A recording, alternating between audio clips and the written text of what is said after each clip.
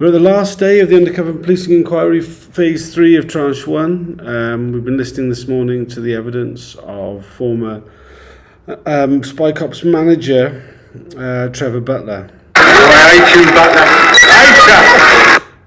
Butler. And yeah, I hate you, Butler. He's forgotten. He's still giving evidence with the 10-minute delay. So if you're following the audio, you're probably not going to catch up with this. He's forgotten a great deal. Unsurprisingly, one of his first things he said was, "I can't recall," to the very first question. And he's carried on in much the same fashion throughout.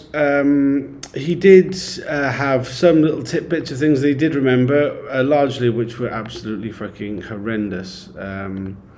He defended the use of dead children's identities, said he still believed in the system, which is offensive, incredibly offensive.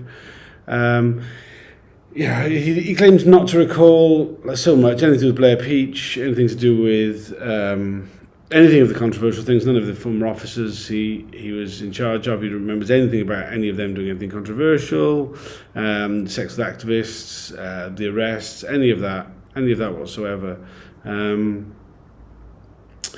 He was shown some reports of the deployment of undercover officers into anti-racist groups in the aftermath of the Brixton riots.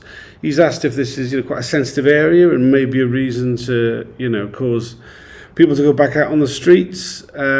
He said, well, that was always a problem with sending out undercover officers. Nothing different about this time.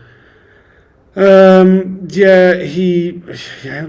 heartless bastard, to be perfectly honest. Lots of things, with the dead children's identities, he again seemed to sort of blame the inquiry for letting the families know that it would have been absolutely fine if the families hadn't been told by the inquiry. Sick, quite frankly.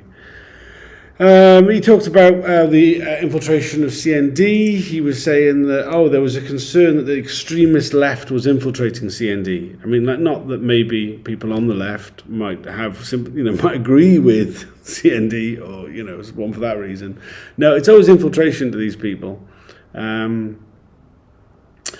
was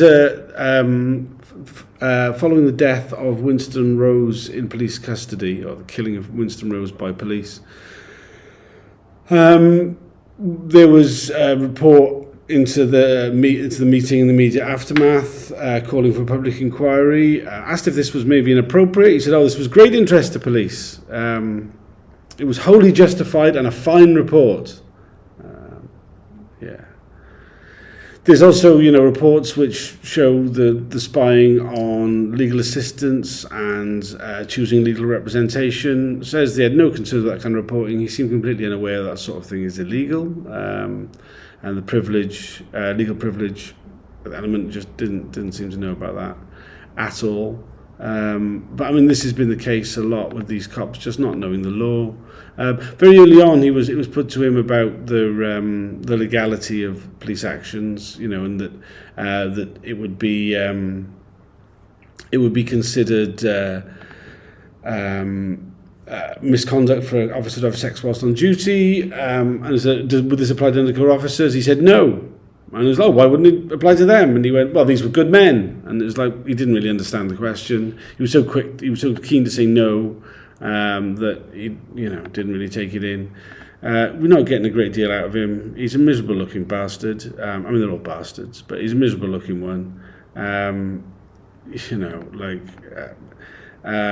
Looks slightly healthier than the previous ones, less red-faced, certainly. Gammon light, as Jessica called it on Twitter.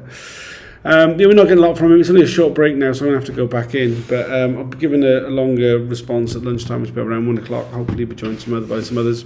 Also doing the last of the Twitter Spaces tonight at 7 p.m. Please join. Please share the link I've put on Twitter about it. It'd be good to have that be the largest one, maybe reflecting on the whole of the last fortnight rather than just what happened today.